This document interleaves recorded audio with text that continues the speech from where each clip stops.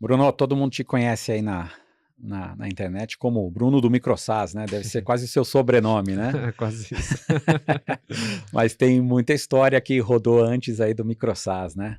Já traz uma palhinha aqui logo de início pra gente de alguma Ah, coisa que te impactou muito aí antes dessa história aí com o Microsas. claro, cara, eu passei 1/3 da minha vida com uma startup chamada EONerd, né? Então eu comecei a empreender com 22, agora eu tô com 36.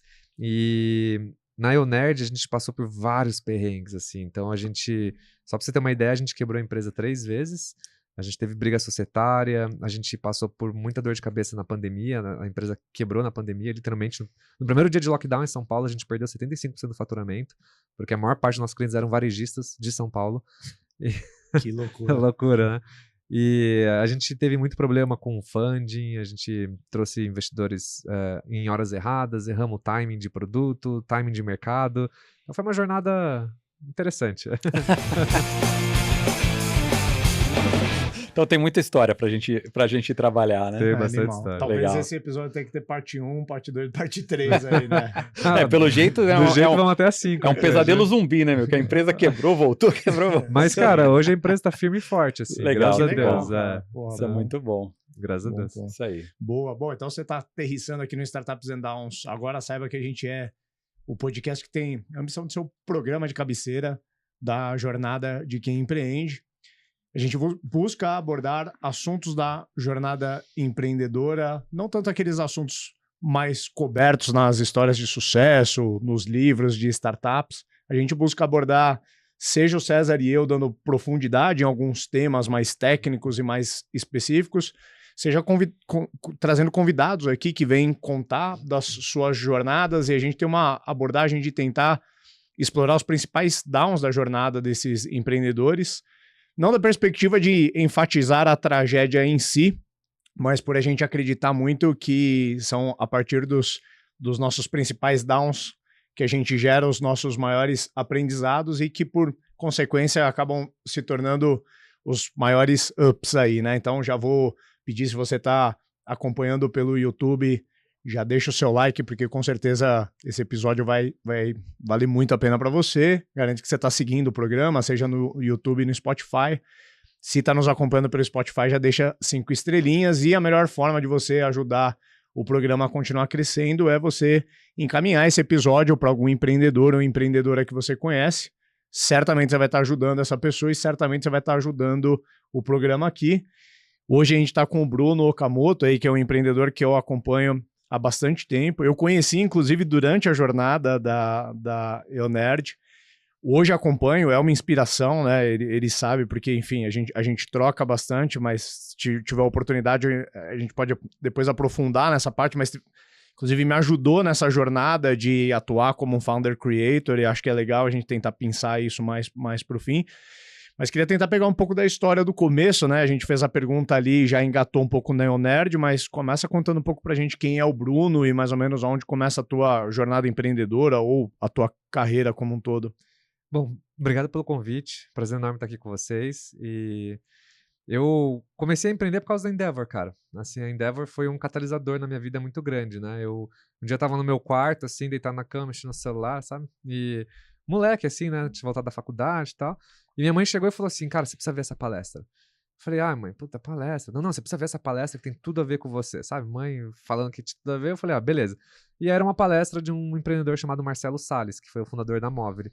E essa palestra chama As Conexões que Movem a Vida. Ela foi lá no Day One da Endeavor. Day One, muito bom. E, cara, assim, eu vi aquela palestra, foi uma coisa, assim, me tocou profundamente, sabe? Eu tive a oportunidade de passar muitos anos da minha vida morando em vários países por conta do trabalho dos meus pais, né, do meu pai. E aí, quando você conhece muita gente de muitas culturas diferentes, isso acaba abrindo um pouco a cabeça, mas eu não sabia o que eu queria fazer da minha vida. Então, eu acabei me inscrevendo num curso de Relações Internacionais na faculdade, porque eu pensei, eu quero trabalhar com negociação internacional, quero viajar e tal.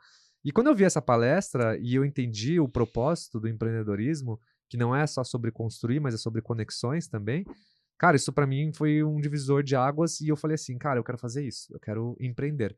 E aí foi aí que começou a minha carreira, assim. Então, com 22 anos, eu fui no mercado municipal, junto com um amigo da faculdade, e a gente ficou procurando problemas para resolver. E a nossa primeira empresa foi de um problema que a gente achou em casas lotéricas. Então a gente via aquelas filas em várias casas lotéricas, a gente falou, cara, a gente tem que resolver esse problema de filas de casas lotéricas. E na época a gente pegou e teve uma ideia de montar um clube de assinatura de jogos da Mega Sena, que a pessoa postava os joguinhos dela, e a gente usava aquelas ecobikes, que era moda na época, para fazer o delivery mais perto da casa da pessoa. Então a gente sempre gostou da gig economy, né? Sim. Sempre gostei muito de conectar pessoas, sempre gostei muito de poder gerar renda, assim. Acho que a gig economy ela é muito sobre geração de valor, né? Uhum. Então isso sempre me atraiu muito, assim, principalmente por causa daquela palestra do Marcelo, que ele fala sobre conexões, e pra mim a gig economy é sobre conexões. E aí, cara, a gente fez tudo o oposto que o Playbook falava fazer, né? Peguei toda a minha grana guardada de estudante, que não era muita, fui numa software house e falei, quero construir um produto que faz A, B, C, D, F, G, H, I, que não sei o quê. Os caras, não, beleza, 30 mil, 6 meses aqui. E aí você já sabe o resto da história, né, cara? O Brunão vai gabaritar nos downs que a gente já mapeou. Já começou com o da software house logo de largada. Essa aí é clássica, cara. Essa é clássica. Não, isso aí foi o primeiro... E aí, assim, depois de um ano nessa empresa, a gente chegou a faturar, sei lá, uns 2, 3 mil reais por mês, assim. Mas eu aprendi muito sobre, assim, o básico de empreender, né? Então, eu aprendi a montar uma empresa, entendi sobre produto, entendi sobre parte financeira, nota fiscal, feijão com arroz. Mas, assim, a minha empresa quebrou, claramente, né? E assim, eu descobri que as pessoas que iam em casas lotéricas, elas iam porque elas gostam e não porque elas precisavam. E aí foi uma grande lição aprendida sobre Customer Discovery. e aí foi quando eu fui trabalhar no Ebanks. Nessa época, um rapaz me chamou para trabalhar no Ebanks, o Matt. E eu, cara, trabalhei lá um ano e aprendi muito com o Afonso, que era o CEO. Eu trabalhava direto para ele. Aprendi tudo que eu sei hoje sobre vendas de B2B, eu aprendi com o Ebanks. É uma boa escola, eu conheço um pouco da escola Foi uma dele. boa escola. Uhum. O Afonso era bem rígido, assim, e eu aprendi muito, assim, né? E, cara, durante a minha jornada lá, eu tive uma ideia de conectar técnicos de informática com mães e avós. Então, eu sempre fui nerd, eu sempre me assumo como um nerd, né? Acho que não tem muito segredo olhar pra minha cara. E aí, cara, as pessoas sempre associavam nerd com um cara que sabe formatar computador, né? Então as pessoas vinham me pedindo isso. Padrão. Padrão. E aí eu falei, cara, eu acho que tem uma oportunidade aí, né? Eu tenho um monte de amigo nerd na faculdade, eu tenho um monte de gente que pede serviço, pô, se eu fizer A mais B. Porque na época, pra você consertar computador, em 2014, era aquela época que você tinha que levar computador nas lojas, sabe? Uhum. Você tinha que sair de casa, ir numa loja, pegar orçamento, e você nem sabe aquela o que o cara ia fazer. assistência de balcão ali, né? Que o cara... Pô, você nem sabe o que o cara vai fazer no seu computador, entendeu, Sim. cara? Era um absurdo, assim. E aí eu falei, não, mano, você recebe uma pessoa em casa, qualificada, de confiança, a pessoa vai lá e se você tem mais coisas em casa, ela vai lá e arruma. Então, essa foi a nossa ideia, e aí eu coloquei o nome de Encontro um Nerd com essa brincadeira, assim, sabe? Pra você encontrar outros nerds, né? E um dia eu tava dirigindo pra São Paulo, pra uma reunião de um cliente de Banks, e eu comecei a receber um monte de alerta no meu celular, e aí, de repente, tipo, eu descobri que meu site tinha saído num portal de notícia famoso, Gizmodo, na época. E, Legal, cara, lembro disso. teve, sei lá, uns 3 mil técnicos cadastrados, assim. E aí foi quando, tipo, eu tive meu primeiro Eureka Moment, assim, que eu falei, pô, eu acho que isso aqui é um business. Tem jeito. Né? Tem jeito, assim, muito melhor que meu jogo de aposta. E aí foi quando eu cheguei pro Afonso lá e falei, pô, Afonso, eu montei uma empresinha aqui, um site do WordPress, fiz uma estruturinha de fake door aqui. E eu falei, cara, eu tô pensando em ir atrás disso, eu admiro muito a Endeavor, né? O Banks na época já era empreendedores Endeavor, então Sim. eu falei, cara, quero empreender e tal. E aí o Afonso falou pra mim, cara, você tem 2 opções aqui, velho. Ou você vai e segue seu sonho, ou você apaga tudo isso aí e volta pro trabalho, tá ligado?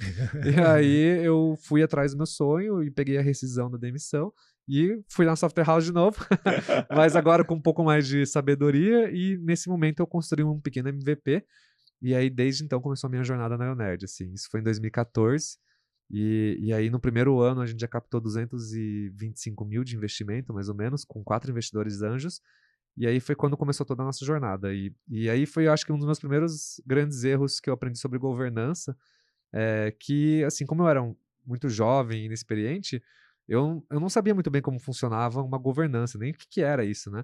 E acho que essa época de 2014 não era uma exclusividade sua também não saber, né, cara? Era tudo tinha muito pouca novo, informação ainda, né? Você tinha o quê? 25 anos ali? Tava com uns 25 anos, Tá. E aí foi quando a gente, cara, eu tinha participado de um Startup Weekend, e acho muito legal o Startup Weekend, inclusive recomendo demais, é uma gestão de adrenalina muito gostosa, assim. E aí eu tinha conhecido 2 caras nesse evento e eu decidi convidar eles pra ser meus sócios, assim, do nada, assim. Eu falei, mano, vai ser sócio aqui. E aí foi quando eu tive minha primeira decepção. Do nada, você não conhecia? Não conhecia os caras. Lá, Deu fit no evento, a gente se ho, deu ho, bem. tava Não queria se sentir solitário, né? Aquela sensação de que vou conquistar o mundo, acertei. Vou conquistar o mundo, cara. Achei os caras certos. Exatamente, você descreveu como eu me sentia, assim. Eu achava que eu tava no topo do mundo, né? Jovem, e você com não dinheiro. fez aquilo de dar um terço já de sociedade logo de início. Claro que eu fiz, né, cara? Se eu não fizesse, que eu provavelmente não estaria contando essa história pra vocês, né? Mas a gente deu, acho que na época eu tinha dado 20% pra cada um. E, cara, a gente ficou 1 ano tentando no B2C, a gente construiu uma plataforma muito legal. Só que o problema do B2C é que a gente errou o timing. Então, naquela época, para você levar um desconhecido na casa de alguém, era inaceitável. As pessoas tinham muita desconfiança. As pessoas mais de idade, na época, elas não tinham o hábito de comprar com cartão de crédito na internet. Uhum. Então, assim, culturalmente falando, eu errei o timing do business. E a Mas gente isso passou... é uma coisa bem, assim, bem normal, né? De a gente ter uma ideia, só que ela é para early adopter. Uhum. E early adopter são poucos que pagam. Não é que a ideia é ruim, mas ela no tempo ela não tá bem encaixada, né? Exatamente. Isso é bem comum, né? No caso dele, o early adopter acaba sendo o nerd que muitas vezes sabe se virar. E talvez o que seria o ICP, como você falou, às vezes uma pessoa da terceira idade, ela tem a dor, mas você tinha outras barreiras a quebrar. Exatamente. Né? Por isso que meu ICP na época era mães e avós.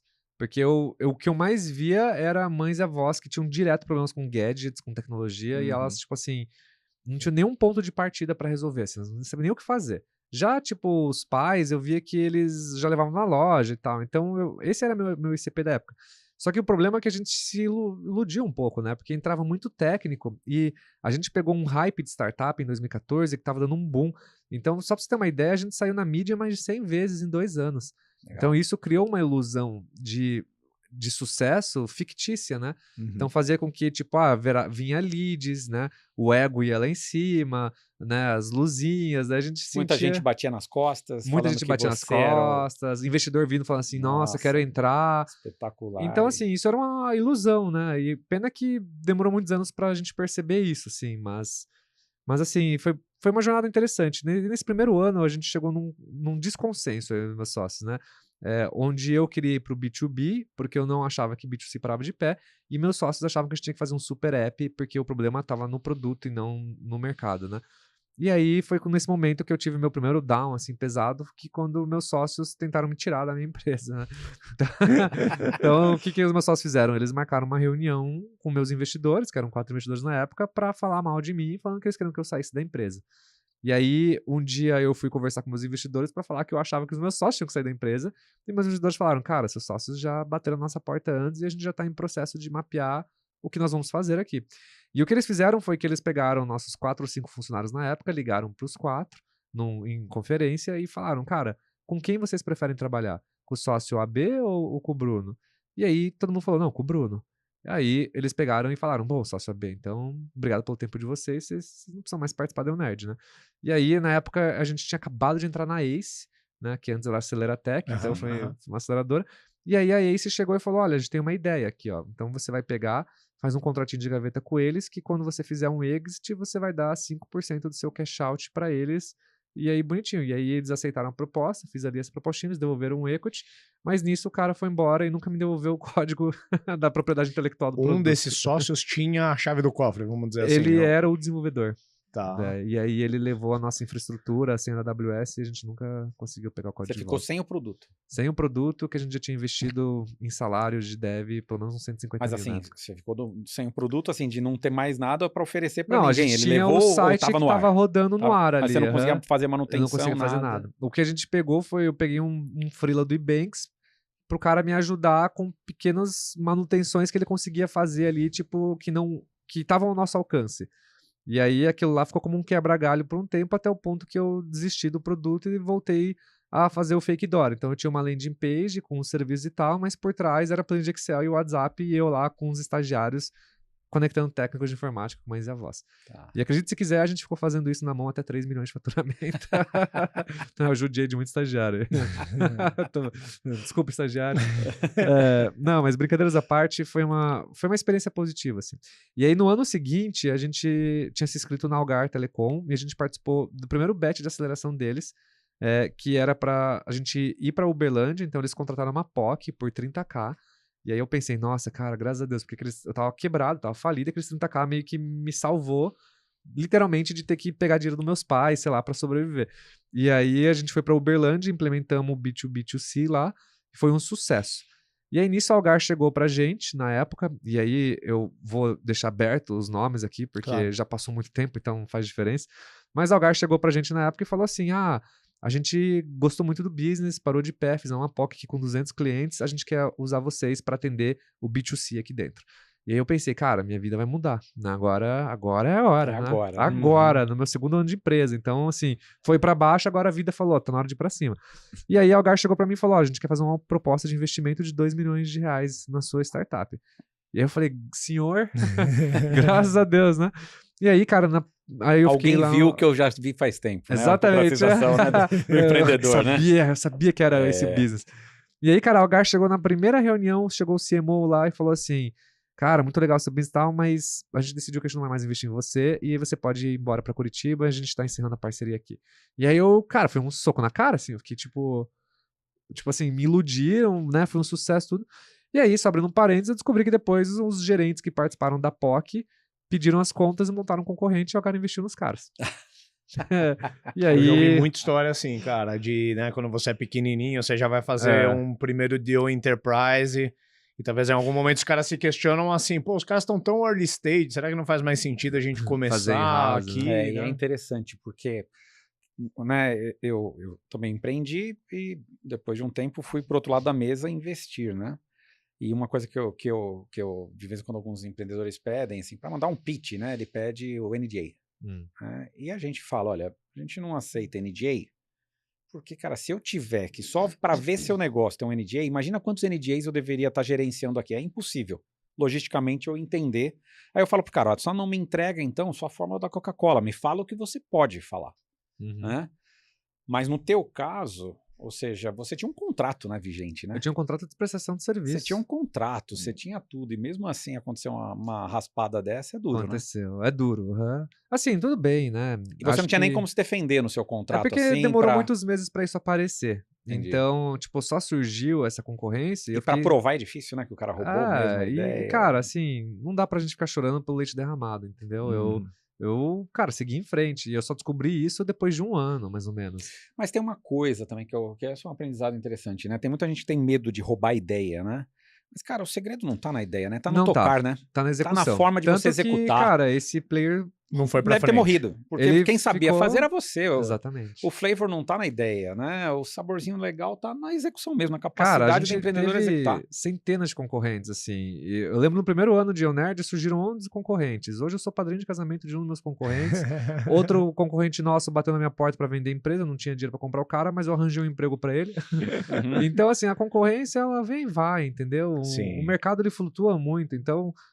O que eu aprendi é que se você ficar ali focadão, fazendo o seu e não se preocupar tanto ficar olhando pro lado, tá tudo bem, entendeu? Sim. Tem espaço pra todo mundo, tem mercado. Eu acho que a gente fez um episódio há um ano atrás falando sobre a questão de roubar a ideia e o desfecho é isso que o Bruno acabou de falar, cara. No final das contas, cara, abaixa a cabeça ali, executa e para de olhar, porque senão você toma muita energia, muito cognitivo, com mania de perseguição e deixa de olhar pro que é importante do negócio. Né?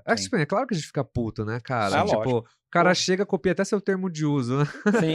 É óbvio que fica puto, mas assim, cara, move on, né? Tipo, não tem o que fazer. E com o Algar não foi diferente, cara. A gente foi embora. Foi nesse momento que a minha empresa quebrou, a primeira vez, assim. Quando deu... Quebrou porque eu acho que moralmente eu quebrei naquele momento, assim. Você já tava destruído, né? Com a situação que aconteceu. Cara, e sem contar que já tinha passado, tipo, 2 anos e pouquinho, entendeu? Então, tipo assim, primeiro, o que me destruiu foi a ilusão. Me destruiu o fato de eu ter saído na mídia 100 vezes, achado que eu tava no topo do mundo e, tipo, na realidade eu tava no fundo do poço. Então, meio que assim, foi um choque moral quando caiu a ficha. Tipo assim, cara, eu tô vivendo uma ilusão aqui. E aí aprendi muito sobre empreendedorismo de palco nessa época, assim.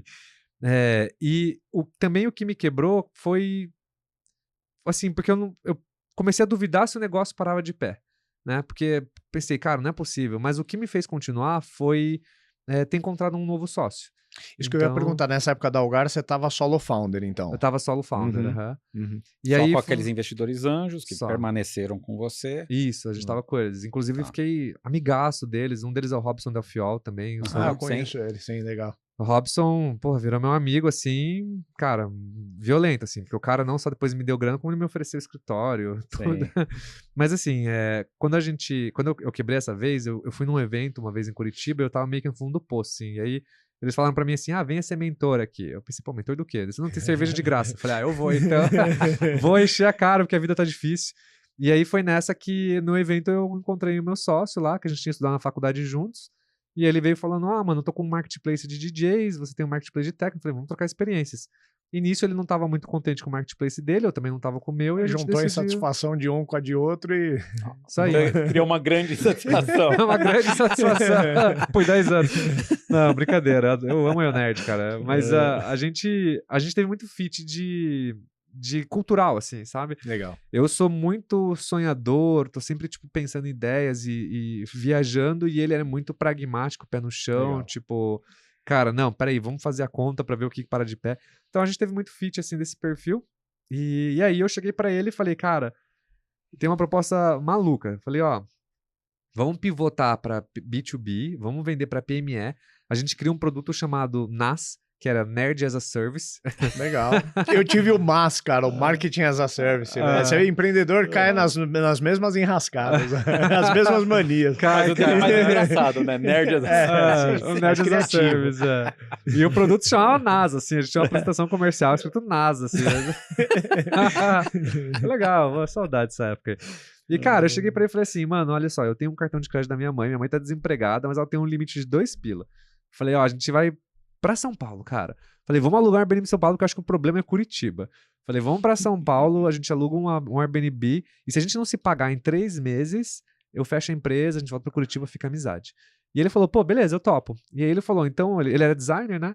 Ele falou, então vamos fazer um rebranding, começar do zero? E aí foi quando a gente mudou de Encontre um Nerd pra Eu Nerd.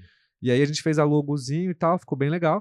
E aí a gente refez todo o site inteiro pensando no B2B, mas foi um site, de novo, sem nenhum Customer Discovery, foi o que a gente achou que era. E aí que a gente se mudou para São Paulo, alugamos um Airbnb em Uberaba. E você trazia com você mesmo, com a Fênix aí, que era o projeto, você trazia aqueles investidores que estavam com você desde o início. Trazia todo mundo. Inclusive, porque tem muito empreendedor que nessas transições deixa o cara para trás, investidor né? no ponto de ônibus anterior. Né? Não, a gente levou junto. Tanto que meu cap table tava todo cagado e eu já vou chegar nessa parte também. Tá, boa. Mas o que a gente fez foi, a gente se mudou para São Paulo e nisso a gente mapeou num raio de 2 km todos os estabelecimentos comerciais ao redor do nosso AP que podiam ter um Wi-Fi ou algum tipo de problema com TI. E a gente, cara, começou a caminhar no bairro e bater na porta de todo mundo. E eu não sou de TI, meu sócio não era de TI, mas a gente sabe vender. E aí a gente chegava para as pessoas e falava assim, olha, a gente saiu na Globo, tá aqui e tal, então a gente tá procurando empresas aqui para resolver os problemas, que a gente quer testar uma tese. A gente meio que chegou com uma coisa assim de tipo, você tem uma oportunidade única aqui na sua frente.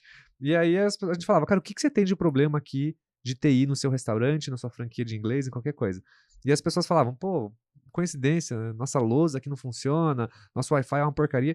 E a gente pegava, anotava tudo, e na época, como a gente já tinha tido vários técnicos que tinham trabalhado, eu já tinha separado os melhores técnicos. Então eu montei um grupo de WhatsApp com esses técnicos, e aí eu enviava para eles lá o problema e falava assim, qual que é o orçamento deles? 2.000, 2.050. E eu chegava pro cliente com uma apresentação bonitinha e falava, 4.000. E aí, fazendo isso, em um ano, a gente faturou R$500 mil. Legal. Bem legal. E aí, eu emagreci 3 quilos, pra você ter ideia, nos primeiros meses, só de tanto que a gente andava na rua, cara. E aí, foi muito legal, assim, a gente montou uma equipe de umas 8, 9 pessoas, a gente montou uma estrutura comercial de outbound, começou, tipo, a vender pra PME. Eu conheci vocês, acho que nessa época. Vocês foram beta testers do Hunter. Eu não sei o quão claro era pra vocês, porque assim como vocês estavam fakeando com os clientes de vocês, eu tava com os meus também. Então vocês estavam usando uma versão do Humper que era quase que eu disparando na mão ali no pano de fundo. Eu lembro dessa fase, né? Foi aí que na época eu tava no escritório do meu investidor, do Robson, que foi lá na Baixa Augusta, que eu acho que uma vez a gente... Eu não sei se você chegou aí lá. Mas a gente ficou lá no escritório, daí o nosso investidor recebeu a gente alugou um escritório lá, sabe? Foi uma fase muito gostosa, porque me lembra muito o empreendedor raiz, assim. Então era sim. gente, tipo, era nós contra o mundo, assim, sabe? Sim. E aí, nessa época, começou a vir alguns investidores anjos e falar assim, pô, essa sua história é muito bonita, então você chegou até aqui, cara, a gente acredita em você e a gente quer pôr grana. Só que nisso eu já tava com o cap table comprometido, assim, a gente já tinha, tipo, acho que a gente tava com 40% na mão dos investidores já, porque nessa entrava investidor, saía. E aí eu cheguei pra galera e falei, olha, galera, tipo, se vocês não devolverem 60% do que vocês têm, tipo, não tem mais empresa. Sim. Porque, tipo assim, a gente tá 3 anos pivotando, e agora que a gente tá tendo um cheiro, e a gente tá vindo investidores interessados, tipo, cara, o cap table tá cagado. E aí os investidores toparam, todos eles, Pô, que unanimamente devolver o equity. Muito legal. Por isso que eu acho que surgiu uma amizade muito de confiança. Porque, cara, olha o que o pessoal fez, né? Isso já é digno de respeito Sim. pro resto da vida. E, cara, a gente... Mas também pensar, né? E isso é um aprendizado importante, né? Qual é a alternativa também pro cara? Ah, não. Aí não tem rodada. Não tem rodada, não tem mais Ele empresa. mata, ele ruim mata pra o próprio todo mundo. investimento dele, Uhum. né? Então, o recap, e a gente tá vivendo um período agora pós, né, toda essa pandemia, boom, e agora essa recessão no mercado, né, de venture capital, que, cara, o que mais tem é cap table cagado, né? É, tem muito cap table. Empreendedor que vem na caminhada desde 2014 É. é todo remendado. Impossível não ter umas cicatrizes ali, E né? se os investidores não têm um pouco dessa consciência, cara, na realidade é decretar a morte do investimento, né? Exatamente. Eu acho que essa foi a conclusão que todo mundo chegou. É. E na Não é bom, época... mas, cara, é um mal necessário, né? E é necessário, cara. E É. assim, eu acho que uma lição que a gente tira também dessa época é que eu tive muita pessoa física picada no meu cap table. Então, se eu tivesse, talvez, ido por um caminho de ter pego sindicatos de anjos, eu teria me economizado muita energia. Porque eu ficava Uhum. negociando muito mútuo conversível, muito... 50k aqui, 40k aqui. Tinha investidor de 20k no meu cap table. Então, era muito ruim administrar tantas coisas. E toda vez que eu pegava um mútuo de um sindicato, de alguém que era um mútuo um pouquinho mais parrudo, eu já tinha que mudar o mútuo de todo mundo. Então, assim, eu não vou dizer que eu perdi, porque eu aprendi muito, né? Mas eu... Deu um trabalhão. Deu um trabalhão, assim. Deu um trabalhão entender como funciona um cap table, assim. Diria que foi pelo menos uns 2 anos da minha vida, foi aí aprendendo sobre idas e vindas de cap table ali. E aí depois a gente foi se endireitando, a empresa foi se endireitando, e no final de 17 a gente decidiu demitir todo mundo e começar do zero. Então a gente chegou à conclusão que a gente estava com um churn de 17% ao mês, com um ciclo de venda de 45 dias para um ticket de R$200. Que loucura. Aí quando você faz as contas, você fala, cara, tô faturando agora 50 mil por mês, a que custo? Né? A um custo de um churn de 20%, que o dono da empresa, a proposta de valor era tão pífia, que ele olhava e a gente via um boleto de R$35 a mais e o cara falava, quero cancelar. Pô, mas você não vê o valor do nosso serviço? Por causa de R$30 vai cancelar? Não, prefiro chamar o Pedrinho aqui, que o Pedrinho fazia pra mim por 1/3 do valor. Que loucura. Então a gente começou a ter muito problema que os caras não viam valor no nosso serviço. E aí quando a gente falou, cara, não faz sentido a gente continuar. O esforço tá sendo muito grande pelo retorno muito limitado. Vocês já estavam no B2B, mas era esse B2B mercado PME. sorro, assim, né? Até Mercado sem loja clientes, de... sem ok. funcionários, as empresas. Uhum. Então era tipo assim, a gente atendia muita franquia de inglês, que a gente achou esse CP sem querer. Então eram franquias de 15 funcionários, franquias de 20, e a gente atendia escritório de contabilidade com 100 funcionários, 80. Então a gente atendia muita contabilidade, muita franquia de inglês. E restaurante também, alguns restaurantes. Uhum. Mas restaurante era um CP ruim. Imagino. Então a gente ficou muito nesses clientes aqui, mas esses clientes eles davam muito trabalho, sabe? Você não tem noção de quantas vezes eu já tive que acompanhar técnicos de madrugada para atender meu maior cliente, que era um cliente de 3k por mês. Sim. E eu tinha que pegar de madrugada e ir lá para atender um cliente. Então, assim, tipo, não valia o esforço, entendeu? Uhum. E aí, quando a gente decidiu começar tudo do zero, a gente lançou uma última hipótese, assim, uma hipótese bem aleatória, assim. A gente falou, cara, eu acho que nossos concorrentes, eles precisam de técnicos de informática. Então, quem são nossos concorrentes? Empresas de TI tradicionais. Então, a gente chegou numa empresa de TI de médio porte, né, e falou assim pros caras, cara, quantos fornecedores vocês têm aí? 500. Quantas pessoas tem na sua equipe de back-office para administrar 500 fornecedores? 15. Quantas notas fiscais vocês processam por mês? 5 mil, 3 mil. Pô, falei, cara, olha só, a gente tem 12 mil técnicos, uma nota fiscal e um boleto. E eu administro os técnicos, você não precisa de nada, você não precisa nem da sua equipe. Você só precisa me dar problema. E aí a empresa falava, faz sentido, faz sentido. E aí uma primeira empresa que a gente fechou, a gente em 4 meses, 5 meses faturou 1,5 milhão com o cara, assim. E aí foi quando a gente achou nosso fit, assim, foi o nosso PMF. Só que o problema é que essa empresa, ela representava 90% do meu faturamento. E aí, quando a gente entendeu que esse era o nosso CP, a gente montou uma equipe comercial e a gente começou a vender para outras empresas de TI. Só que o ciclo de venda é longo para mid marketing corporate. Sim. Então, um dia essa empresa chegou pra gente e falou assim, olha, molecada, vamos sonhar juntos, vamos fazer fusão, venham aqui se juntar com a gente, vamos lá, a gente dá um cut pra vocês e tal. E aí o cara levou a gente lá no escritório dele, ele começou a mostrar fotos da cobertura dele, falou, olha aqui, ó, você vai ter sua cobertura também, não sei o quê. E aí, cara, eu comecei, o radarzinho começou a pitar, entendeu? Começou a pitar, Já assim, tava meio gato escaldado, já tinha tomado umas rasteiras também, Já, né? já. Começa a ficar... Aí comecei assim a pensar, puta, mano, esse cara é pilantra, velho. Esse cara é pilantra. E aí eu já cheguei pro meu time comercial e falei assim, vocês têm 3 meses a partir de hoje pra gente começar a atender, Repor esse faturamento. valor desse cliente. Então esse cliente, ele usava muita gente para atender varejistas. Então a gente atendia via varejo do Brasil inteiro. Por isso que a gente faturou tanto em tão pouco tempo, porque a gente pegou um cliente com 1.500 lojas no Brasil. Então eu cheguei para minha equipe comercial e falei assim, cara, foco em varejo. Se foca em varejo. Daí a gente peguei uma sala de 2x2, coloquei uma folha 4 na porta assim, escrito War Room. A gente se trancou lá, eu falei, a gente vai passar dia e noite fazendo outbound aqui nessa sala. Dia e noite prospectando e tal. E a gente passou dia e noite prospectando. Quando a gente conseguiu pulverizar a receita desse cara de 90 e poucos para 70, 65, esse cara chegou pra gente e falou assim, fusão ou morre? E aí a gente ficou enrolando ele e tal, ele pegou e cortou a gente, roubou 3 funcionários de 5 que eu tinha na época e levou minha base inteira de técnicos. Porque ele usava minha base direto. Pilantra, né, cara? Pilantra. Essa empresa existe até hoje. Eu adoraria falar o nome dela aqui, mas por conta Depois de dos respeito, bastidores né? você fala. Por respeito eu vou manter aqui. E aí, cara, a gente tirou uma lição muito grande, mas assim, a gente validou. Acho que isso é o mais importante, né? Sim. Então a gente validou o business, a gente validou 2 ICPs, empresas de TI e varejo. Foi quando a gente começou a pisar no acelerador e a gente começou a atender várias empresas de TI, vários varejistas, e aí o Nerd saiu de 1,5 para 2,5 para 4, e quando a gente estava indo para 5 milhões e meio de faturamento, Covid. Pandemia. E no primeiro lockdown que teve, todos os varejistas parecia que tinham combinado, assim. Tinha sido um jogo de WhatsApp, todo mundo combinando lá. Eles entraram em contato por e-mail, todo mundo falando assim, olha, estamos congelando os pagamentos por 90 dias. E, cara, a gente, como uma boa startup, óbvio que a gente não tinha dinheiro guardado, né? Claro. E aí, cara, a gente tinha caixa pra, 3 meses, assim. Então, a gente começou a correr atrás de capital de giro, de não sei o quê. Só que, cara, a gente já tava com o nome meio sujo na praça, porque a Nerd tinha um passado que a gente se caguetou lá atrás, cap table, caguetei um monte de coisa lá atrás. E aí, na hora de pegar, eu não tava com um nome muito bom, não tinha muito crédito, nosso cap table tava ruim para pegar investidor, ninguém queria investir numa empresa de field service, porque a gente era serviço presencial. Sim. E a pandemia, a galera falava, vai durar 1 mês, vai durar 3 meses, agora vai durar 1 ano. Pô, ninguém imaginava que ia durar 2 anos, 3 anos de pandemia. Sim. Então, assim, foi uma fase muito difícil. E aí, nessa época, cara, no fundo do poço, assim, a gente conseguiu sobreviver graças aos serviços essenciais. Me endividei bastante. Porque essa é uma questão, né? Mais também, de 3 né, milhões a gente se endividou.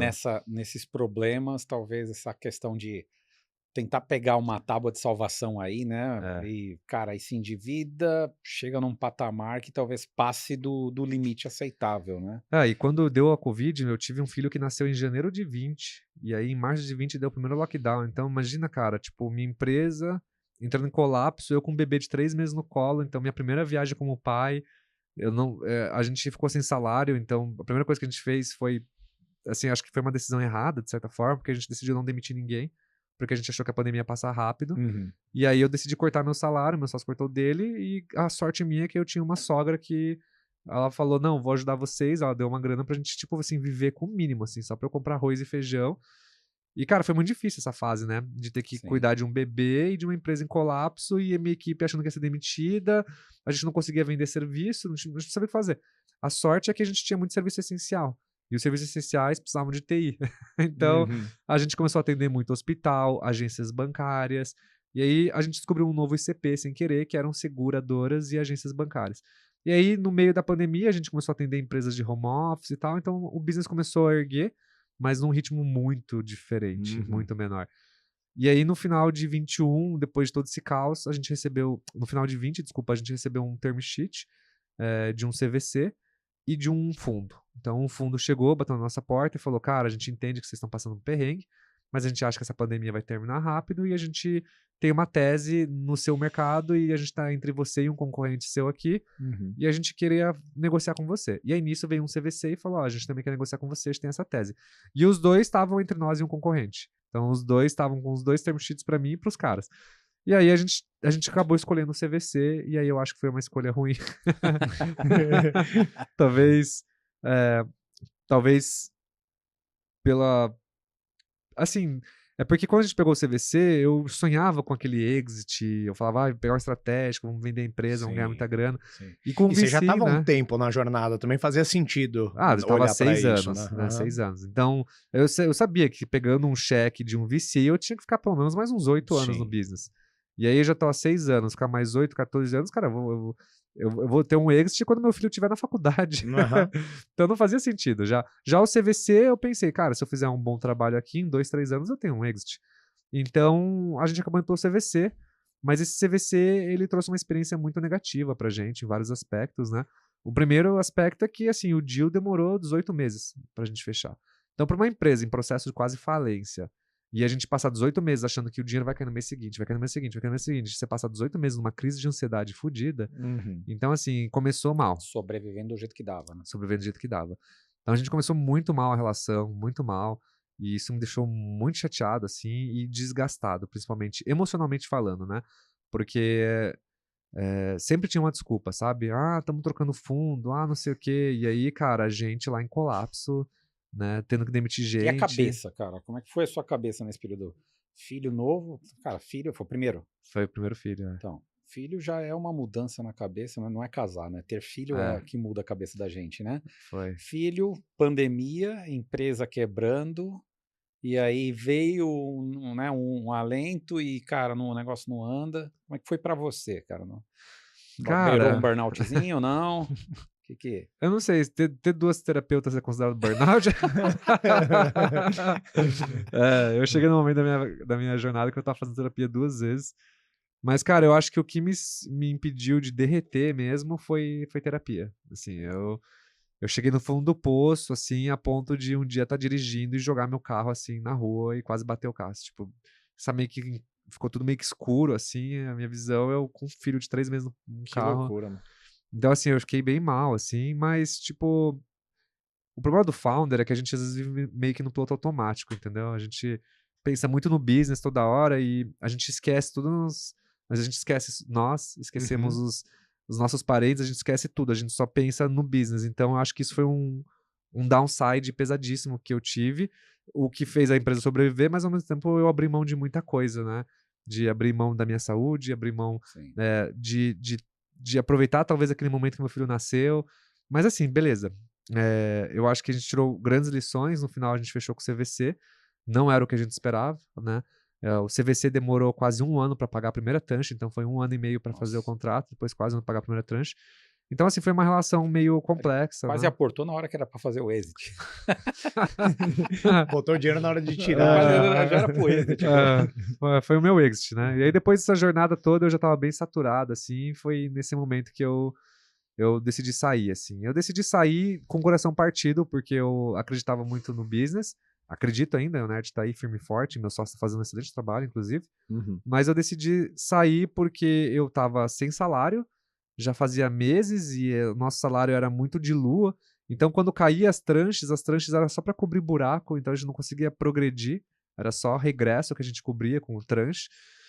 Então, assim, a gente chegou num ponto que, cara, eu já tava sem saúde, eu tava sem dinheiro, eu tava sem expectativas e eu tava ficando desacreditado.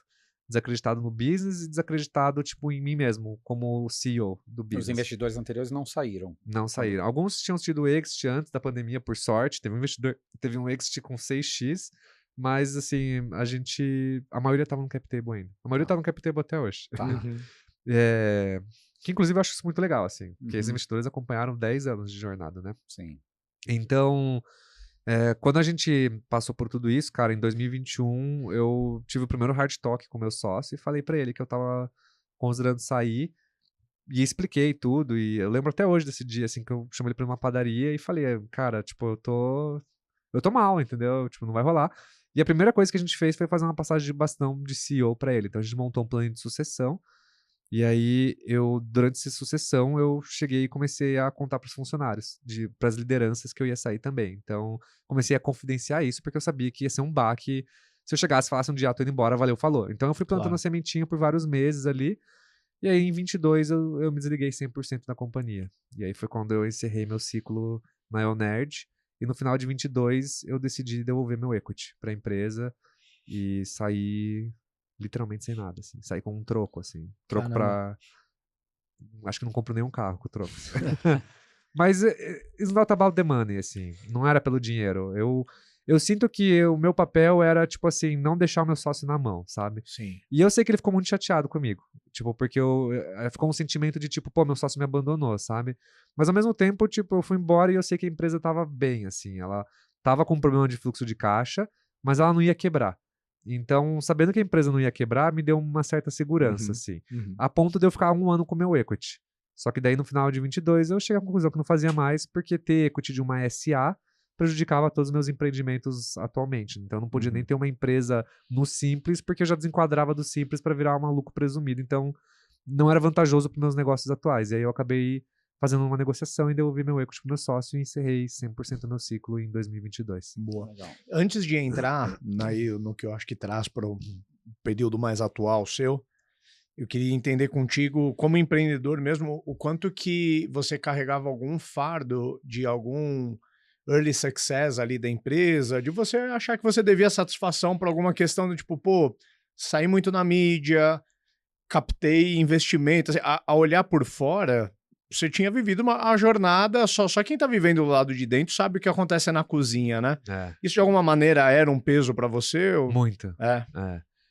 A reputação, né, cara? Sim. E eu sentia na época que eu tinha saído pela porta dos fundos, sabe? Tipo, eu demorei meses pra contar pros meus investidores que eu saí do business, porque eu tinha vergonha, sabe? Eu ficava tipo, cara, como que eu vou falar pros caras que apostaram em mim durante 10 anos que eu tô indo embora? E aí eu acho que foi o meu maior erro de todos na minha saída, foi ter saído internamente, mas não ter comunicado nem meu board da minha saída, assim. Tá. Eu fiquei pelo menos uns 6 meses no escuro, sem falar pra ninguém, e já não tava na operação, assim, por vergonha mesmo, sabe? Vergonha. Você falou, que eu ia falar, cara, talvez a tua condição ali emocional era realmente dolorida a ponto de não saber como levar, né? A gente viveu uma jornada em contextos diferentes, situações diferentes, mas eu tive mais ou menos no mesmo período, ali em 2020. A gente entrou na pandemia já com o Hard Talk que você falou instalado, a gente brecou um pouco por conta da pandemia, mas no meio de 2020 a gente seguiu ali com uma cisão. Mas eu me lembro de logo na primeira conversa, eu falei, cara, beleza, acho que uma coisa é a gente como founders, mas outra coisa é com todo mundo que a gente se comprometeu aqui, então eu acho que se a gente vai levar esse papo adiante mesmo, eu acho que a gente já tem que sinalizar o quanto antes para todo mundo que tá envolvido aqui também, né? Eu faria diferente hoje se eu voltasse, assim. Eu acho que eu teria conversado com eles. Eu acho que eu só fiquei realmente envergonhado. Inclusive, essa é a primeira vez que eu tô falando isso publicamente, assim. Doido. Mas cara, eu acho que faz parte, assim. Por isso que nesse novo empreendimento que eu tô hoje, eu falo abertamente dos meus erros mesmo. Sim. Porque eu acho que o erro forja muito do nosso caráter, assim, né? Então, toda essa jornada aí de mais downs que ups, mas ela me trouxe muita experiência, assim, sobre... No caso da Hamper, teve uma coisa legal que eu acho que o Ricardo fez, porque eu fui envolvido praticamente desde o início, né? Sim. E aí, eu era investidor, né? E investi nos dois, né? E aí foi interessante porque daí eu mediei. Ah, legal. Também era uma situação que não era confortável para nenhum dos dois lados. Eles até queriam fazer, estava certo que iam fazer, mas não sabia como fazer, a melhor forma, como comunicar e tal.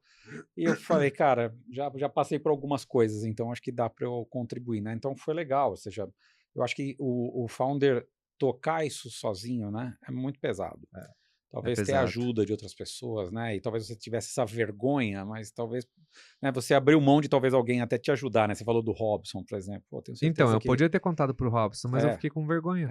Justamente porque ele me ajudou muito depois da pandemia, né?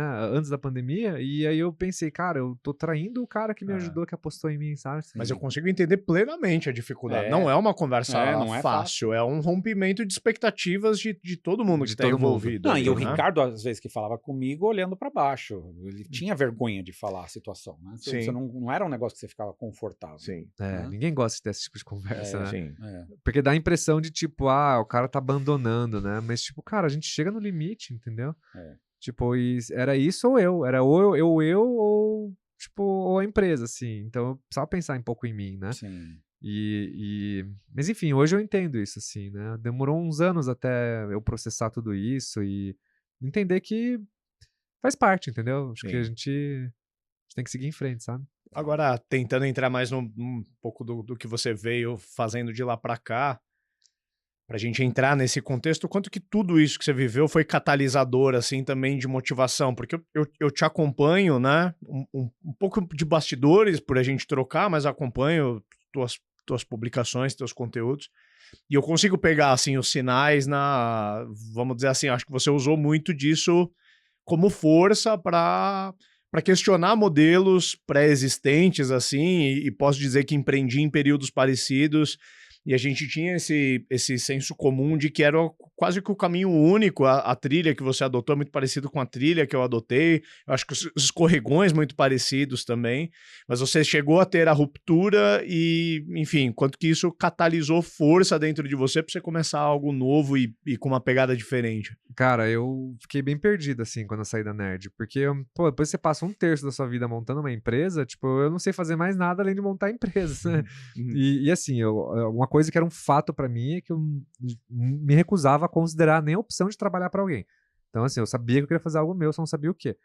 E aí eu conheci um termo lá fora chamado microsas, mas era tipo assim, conhecia, falei, legal, assim, tipo, no big deal, assim, sabe? Uhum. E aí eu falei, mas o que me interessa desse microsas é que tem uma tese lá fora de um microfundo chamado XO Capital, que eles fazem, eles chamam que eles se dizem que eles são uma micro private equity. Então eles compram um microsas que faturam tipo 2, 5K de MRR, e aí são 3 founders com experiência, então é um CEO, um CTO e um COO, e eles erguem os business, levam eles para até 20, 30, 50K de MRR, e a tese deles é montar um portfólio de 10, 15 empresinhas de cash calls, assim. Uhum. E aí eu achei, tipo, falei, pô, gostei dessa tese, assim, E aí eu comecei a estudar eles pra caramba, assim, passei tipo um mês estudando os caras, eu peguei o blog inteiro deles, montei um playbook lá, eles são bem transparentes, eles produzem conteúdo falando tudo que eles estavam fazendo e tal. E aí, cara, eu liguei pra um amigo meu que tinha grana e falei, cara, eu tenho uma tese de negócio aqui. Falei, vamos comprar microsas no Brasil e montar um portfólio de cash calls, assim. Né? Para quem não sabe o que é cash call, são pequenos ativos que geram receita recorrente, né? Uhum. Com baixo esforço operacional. E aí a gente falou, beleza. Esse meu amigo falou, beleza, eu topo. Então ele pegou 200 pila, a gente montou uma PJ juntos, e aí eu passei 3 meses no começo de 22 procurando um microsas para comprar. E aí eu comecei a descobrir que no Brasil não existia o termo de microsas, ninguém sabia que porra era essa, mas existia um conhecimento sobre distressed assets. E aí eu comecei a encontrar startups que o founder estava 3 anos patinando, andando de lado, desmotivado e tal. Todas as características de um cara que queria sair do business. Uhum. E aí eu chegava para esses caras e falava, mano, eu compro sua empresa à vista. Eu te dou 100 mil aqui em cash, eu te dou 1 ano de MRR em grana para você ficar 3 meses aqui dando manutenção no que eu precisar e ir embora. Imagino que uma coisa que combina também é que você não chega como um shark na mesa porque você tem empatia, porque você Claro, foi esse founder por muito tempo. Exatamente, exatamente. Eu sempre tratei com muito carinho todo mundo, entendeu? Uhum. Porque eu acho que, cara, o mercado é muito pequeno, a gente tem que ter respeito pelos outros. Sim. Então cara, só que o problema é que assim, os founders sumiam, entendeu? Eu acho que eles achavam que o negócio deles ia valer muito mais, que ia dar certo. Era o Bruno de anos atrás. Era o Bruno de anos atrás. Que é uma lição que eu aprendi muito importante, né? Que às vezes a gente acha que a gente tá sendo resiliente, quando na verdade a gente tá dando murro em ponta de faca. E é uma linha muito tênue que separa a resiliência de ignorância, sabe? Uhum. Mas tá tudo bem, assim. Teimosia, né? Teimosia. Acho que essa é a palavra certa. Ignorância é uma palavra muito forte. E foi quando eu comecei a entender que, tipo, cara, não tinha ninguém. Eu não conseguia comprar. E aí eu liguei pra esse meu amigo e falei, cara, eu posso usar essa grana de salário? Tipo, a gente não consegue pôr a tese, então eu falei, deixa eu me pagar enquanto eu descubro o que a gente vai fazer. E aí ele falou, beleza. E aí eu comecei a me sustentar com esse dinheiro. E aí eu decidi montar uma newsletter. Falei, cara, vou começar uma newsletter sobre como a gente vai montar um portfólio de microsas. E aí o que eu fiz? Eu peguei todos os dados de startups de 2022 e aí eu fiz meu primeiro post falando como o ecossistema de startup não faz sentido. Tipo, o ecossistema de startup é onde só 2% naquela época das empresas em 2022 tinham feito um Series A. Então 98% tava tudo fodido. Tava todo mundo... Talvez essa estatística até piorou de lá pra cá, né? Então, tipo assim, cara, eu comecei a questionar, falando assim, galera, tá todo mundo apostando num jogo que a taxa de sucesso é de 2%. Sim, é quase loteria isso aqui. Porra! E aí eu fiquei indignado quando eu comecei a estudar números. Eu não sou de números, eu sou de humanas. E aí eu comecei a estudar, e aí eu comecei a ver que, tipo, na verdade, não faz o menor sentido essa história da gente, tipo, largar o emprego, apostar todas as fichas, pegar investimento anjo pra validar uma ideia, tipo... Então, assim, eu comecei a escrever sobre essas minhas teorias de como eu não acreditava mais nisso e como eu achava que micro SaaS ia ser uma nova forma de economia. E aí, cara, eu comecei a escrever um e-mail, daí começou a ter 100 leitores, 500 leitores, 1000 leitores, e aí, depois de 6 meses fazendo isso, eu decidi dar um passo ousado. Eu contratei uma social media e eu falei assim, olha, eu vou começar um canal do YouTube e ao mesmo tempo eu quero pegar você e você vai replicar esse conteúdo na minha newsletter e do meu YouTube e a gente vai criar 5 redes sociais ao mesmo tempo. E a minha ideia era montar um funil de inbound para gerar leads de micro SaaS para eu comprar esse SaaS. Então a minha ideia de produção de conteúdo nunca foi ser creator, né, ou como meus amigos dizem, blogueirinho, né?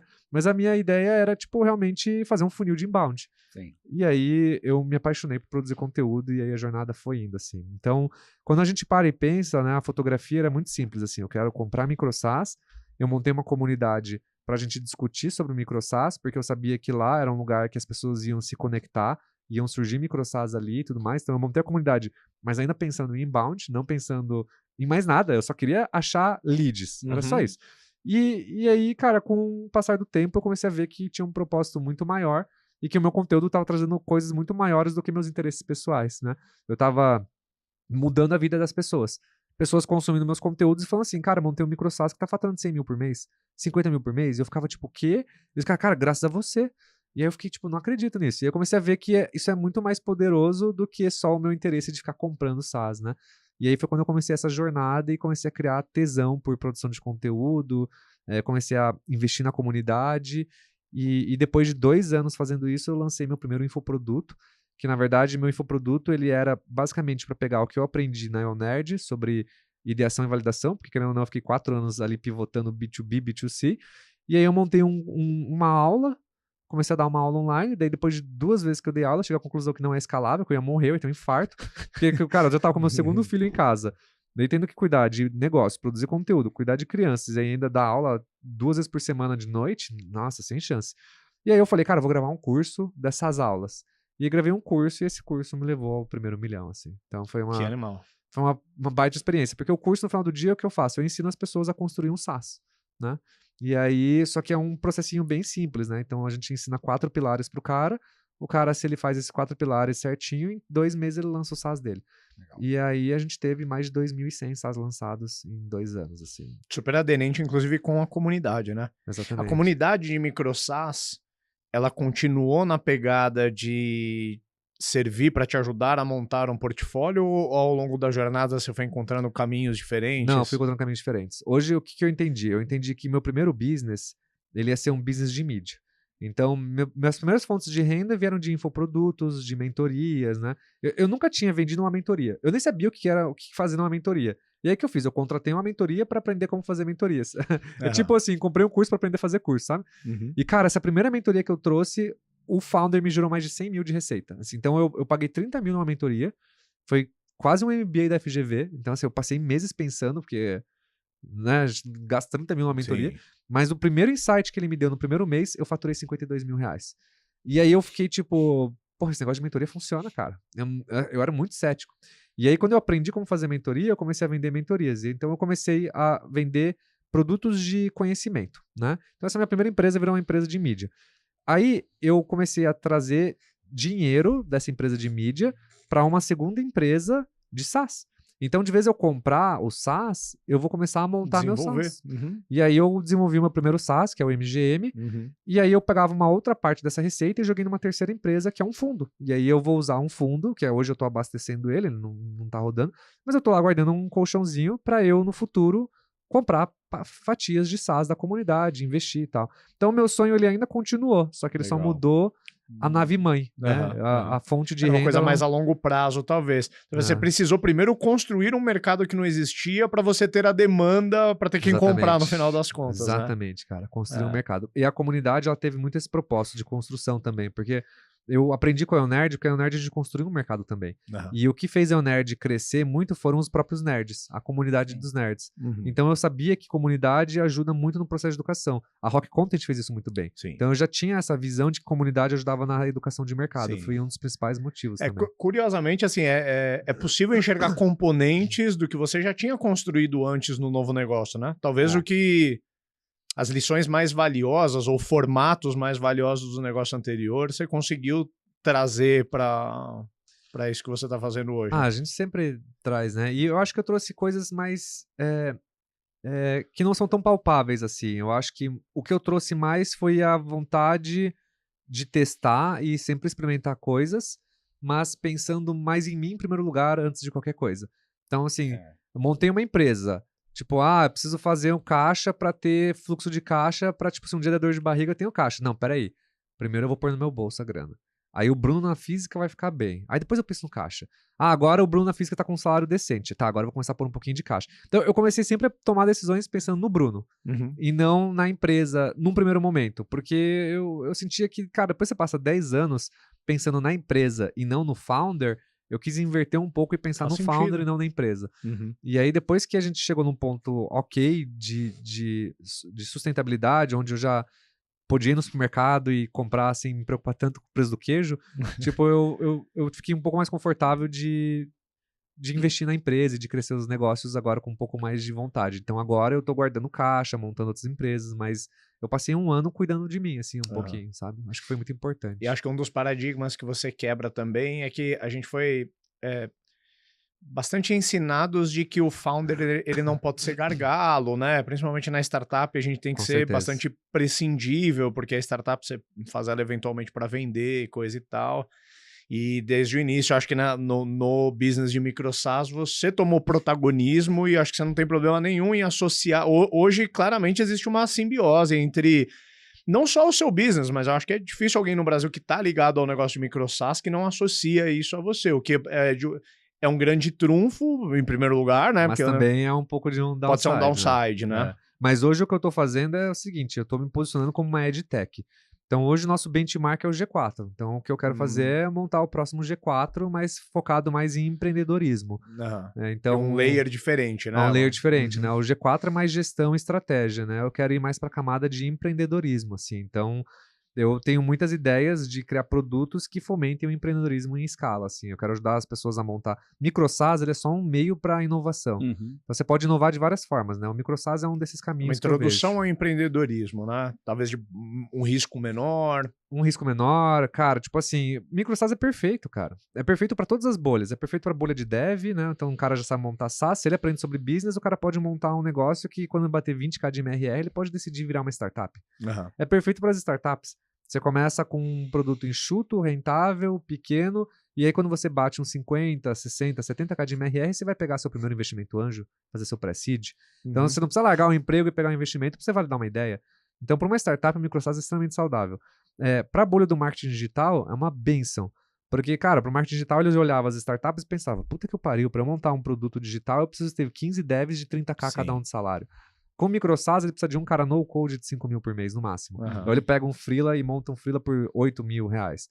Essas novas tecnologias são baita vento a favor de viabilidade técnica do negócio. Né? Timing. Talvez é um negócio que há 5, 10 anos atrás seria um problema, né? Por isso que o timing do MicroSaaS foi perfeito. Eu acho que o que me traz esse, vamos dizer, entre aspas, sucesso é o timing, né? A mesma coisa que foi meu insucesso na EONerd por muitos anos, hoje é o sucesso do MicroSaaS, é o timing, porque as AI... pensa, a gente vive num país que 70% do PIB é serviço. Então, quando chega uma camada nova de AI que muda todos os componentes do jogo, tipo, olha quantas oportunidades de cauda longa nos surgem no mercado. Então, tipo, a gente tá num momento muito bonito para se inovar, para se empreender, para se construir coisas. E MicroSaaS veio que nem uma luva. Tem uma coisa que a gente sempre encerra, né, falando, né, uma brincadeira nossa aqui, quais são os ups e os downs, né, que a gente pega do episódio, mas tem um aqui que tá muito na minha cabeça, cara, que eu acho que é um aprendizado legal para vários empreendedores, né, e eu tenho tido essa conversa com vários deles, né, a gente tá passando um momento que muita gente sonhou em fazer um baita exit, né, e aí eles estão vendo que o negócio não está vindo, está encalacrada ali a empresa, não cresce, o exit parece que está cada vez mais distante, e aí founders muito tristes com essa situação, né? Eu acho que você viveu as duas fases, mas eu acho que o micro-SaaS, você falando, ele na realidade ele é quase que uma forma que você tangibilizou quando você entendeu o que era sucesso para você. Com certeza. A definição de sucesso talvez no passado era fazer uma rodada, vários investidores, era fechar com o CVC, era ganhar uma baita grana, deixar todo mundo feliz, todo mundo rico e poder viajar, né? E aí você percebeu que talvez a felicidade seja, cara, eu ter estabilidade, eu ter pequenos negócios e aí você tangibilizou isso no micro-SaaS, né? Mas você se fez mais feliz e esse é o seu design de sucesso hoje, né? Eu acho que isso é um aprendizado importante, que os empreendedores precisam refletir muito nisso. O que é o teu sucesso, entendeu? O teu sucesso é ter um dinheiro na conta bancária ou é continuar trabalhando, realizando coisas, descobrindo coisas novas, poder ganhar um dinheiro legal com isso, né? E viver sua vida, né? Dá para conciliar trabalho e a vida pessoal. Dá. Né? Você não precisa trabalhar que nem um louco para depois, quando você for velho, você ter dinheiro para fazer alguma coisa, entendeu? E você vê, Concordo. sem romantizar muito, que os traços da causa estão presentes, porque o componente do nerd está super presente no negócio do micro-SaaS, e empreendedorismo, que é uma parada que dá para ver que te move, também está super presente no negócio. Isso, eu me sinto abençoado, cara, de poder continuar fazendo o que eu amo, É isso aí. eu sempre gostei de fomentar o empreendedorismo, né? Sempre dei aula, sempre gostei de ajudar, e agora eu faço isso em escala. Então, tipo, olha que bênção, né? E eu acho que assim, o micro-SaaS, ele é um SaaS no final do dia, né? O micro-SaaS e um SaaS é a mesma coisa. A diferença é que o micro-SaaS ele é muito atrelado mais a um lifestyle do que qualquer coisa. Mas ele não deixa de ser um SaaS. Então o founder pode fazer o que ele quiser, entendeu? Pode virar uma startup, pode fazer funding, pode continuar com o business transformado numa cash call. Então a gente tem founder na nossa comunidade que o cara fatura 260 mil por mês e tá part-time no business. E o cara tem 4 pessoas, 2 de vendas, 2 de CS, ele pode crescer 3 vezes mais rápido que ele cresce, o canal de aquisição dele, o custo dele, o CAC LTV, ele se paga, o CAC payback dele, ele se paga no primeiro mês, e ele tem um LTV de 3 anos, e o cara só não cresce mais o business dele porque ele não quer. Porque ele tá feliz no trampo dele, ele é piloto de helicóptero, ele adora pilotar helicóptero, ele não quer largar o emprego dele. E a gente tem cases assim, e a gente tem cases do cara que montou um micro-SaaS, que fatura 5K por mês, e aí de vez ele cresceu o business, ele deixou o business de lado e começou a fazer outro. Então, assim, tem vários tipos, né? Eu sou um desses caras, eu tenho um micro-SaaS que hoje fatura 15 mil por mês. Pô, 15 mil por mês, cara, paga a escola dos meus filhos, paga meu supermercado, paga tudo. E, tipo, é um projeto que eu trabalho 2 horas por semana. Incrível. 2, 3 horas por semana. Então, eu acho que essa é a maravilha, assim, né? Do micro-SaaS. Eu acho que a gente vai escutar muito esse termo ainda no mercado, assim. Acho que vai crescer bastante. E é bom pra todo mundo, cara. É bom pros founders, é bom. Eu tenho muito founder de segunda viagem também que tá pensando, pô, vou montar um micro-SaaS do que eu montar uma startup. Agora o cara já tá capitalizado, o problema não é mais dinheiro, né? Então... E já viveu o cansaço dessa jornada que a gente vive ou viveu e talvez não quer empreender de novo, mas não quer passar por essa jornada inteira de novo, né? É legal, cara. Eu curto a jornada do fund, assim, né? Eu tenho um sócio investidor, que foi o cara que me possibilitou estar aqui hoje, mas eu acho que, assim, tudo tem o tempo certo, assim. Sim. E se você pega funding muito cedo, cara, você caga no pau, entendeu? E eu acho que muitos founders, principalmente first-time founders, cagam no pau nesse ponto, assim, por causa do storytelling do ecossistema. Sim. De tipo, você precisa pegar grana para você, tipo, começar seu MVP, validar uma ideia, testar rápido, itinerar para você achar PMF. Pô, mas você pode achar PMF sem grana hoje em dia. Sim. Hoje com AI, com a tecnologia que existe... Sim. Então, eu acho que é só o pessoal ajustar um pouquinho aqui os parafusos da cabeça que, cara, tudo vai ficar bem. Total. E, Bruno, antes de a gente caminhar pros ups and downs aí pra fechar, eu queria que você desse uma palhinha muito, muito rápida. Eu queria até aproveitar on the record aqui pra te agradecer. Só fazendo um recorte rápido. O César tem mais ou menos 1 ano, foi uma das pessoas que mais me influenciou. Assim, cara, você já é o rosto da Hamper, assim, talvez você não tá exercitando tudo isso, você tem muito conteúdo para entregar. Eu tava vivendo um período muito, muito emburacado nos desafios, daí eventualmente tinha parado de produzir conteúdo e dei ouvidos para ele, né? Eu falei, cara, eu gosto de quando eu vou me jogar em algo, eu tenho um perfil meio nerd também, assim, falar, cara, eu preciso mapear naquele momento eu precisei botar o boné da humildade, assim, falar, cara, o play de conteúdo que eu sabia fazer até antes da pandemia mudou completamente agora com o YouTube e tudo mais, e mais ou menos nesse período eu tava te acompanhando e já falei, cara, esse cara ele tá fazendo um play que aparentemente funciona, se funciona não sei, mas faz sentido, e eu procurei o Bruno e super se abriu ali, e posso dizer que assim, a minha V1 assim, de play de Founder-Led Growth foi super baseada naquela nossa primeira call. Legal. Então eu queria primeiro agradecer, mas queria também, assim, você é um dos defensores desse conceito de Founder-Led Growth. A nossa audiência é quase que integralmente de founders, assim, e acho que seria legal, assim, você contar um pouquinho dessa... Cara, FLG é uma estratégia que o founder é o próprio canal de aquisição, né? Então, o FLG, basicamente, é você produzir conteúdo profissionalmente com o intuito de gerar leads. Então, diferente de um influenciador, né? Então, você não precisa ficar postando sua rotina, mas você produz um conteúdo que você sabe que vai gerar awareness, e esse awareness você tem que construir um funil em cima dele. Então, hoje, eu uso um funil chamado ACP, que se chama Awareness Community Products. Então, eu começo produzindo conteúdo, eu levo as pessoas para as minhas redes sociais, né? Eu começo produzindo conteúdo, eu levo as pessoas para o meu YouTube. O meu YouTube tem muito conteúdo de fim de funil, e eu ponho vários call to actions no meu YouTube para uma LP chamada microsas.com.br/assistente, que lá dentro tem um type bot, e aí eu faço 2 perguntas para as pessoas para entender o momento delas, e a partir disso eu direciono ela para os produtos, tanto para a comunidade quanto para os produtos. E aí, dentro da comunidade, eu criei uma órbita de produtos em torno dela, que as pessoas podem consumir esses produtos para elas irem mais rápido para o seu objetivo, que seja de A a B, de B a C. Então, o Founder-Led Growth, ele é uma estratégia de você produzir conteúdo e replicar ele em múltiplas redes sociais e jogar todos os seus leads num funil. Na minha visão, esse é o melhor canal de aquisição de todos. Sim. CAC zero, você ganha autoridade, você impacta a marca, você abre muita porta, né, para você. Eu tô aqui por causa dessa abertura. Você só tem ups, não tem downs, assim. Eu acho que o maior down é paciência. Ou talvez você só pegue também o upside, porque eu acho que toda a casca da disciplina, da consistência, você já foi forjado nesse meio. Talvez para alguém mas que founders não... têm disciplina, cara. Em eu tese. acredito que sim. Em tese, né? Sim. Porque para você empreender é um jogo infinito, né? O empreendedorismo é um jogo infinito, não tem fim. O fim é se um dia você der sorte e um mercado decidir que você é vendável, assim. Sim. Então é um jogo infinito. Igual produzir conteúdo, cara. Não tem férias. Mas assim, o conteúdo ele é sacana, assim, porque o que eu aprendi com conteúdo é que as redes sociais demoram um tempo pra entender que você é um creator. Então, assim, você começa a produzir conteúdo no LinkedIn, você tem 5 curtidas, 3, e aí você pensa, porra, a galera tá vendo meu post achando que eu sou piada, tá achando que eu sou um imbecil aqui falando merda, né? E aí você fica com essa síndrome do impostor. Mas o negócio é que o algoritmo do LinkedIn, ele demora um tempo pra entender que você tá produzindo conteúdo. Então ele começa a ver os seus posts, blá, blá, blá, blá. Um dia, um post você faz assim, ó, pum! Mas ele não faz assim porque o seu conteúdo é bom, ele faz assim porque o LinkedIn decidiu que ele ia fazer assim. Entregar. E aí o LinkedIn entregou o seu post. Uma vez que ele entregou o seu post, ele começou a medir quantas pessoas compartilharam, quantas pessoas comentaram, quantas pessoas curtiram, blá, blá, blá. Quem que foi a pessoa. Ele começa a validar quem que é sua audiência, quem engajou com você, como, que horário, blá, blá, blá. E a partir disso, todos os seus posts começam a ir pra cima. Você já passou por isso? Passei. Então, acontece com todas as redes sociais. YouTube, você começa lá 1 view, 2 views, 3 views, 1000 views. 5.000 views, 7, 10, e aí começa indo, assim. Então é um jogo de tempo, paciência, assim. Sim, legal.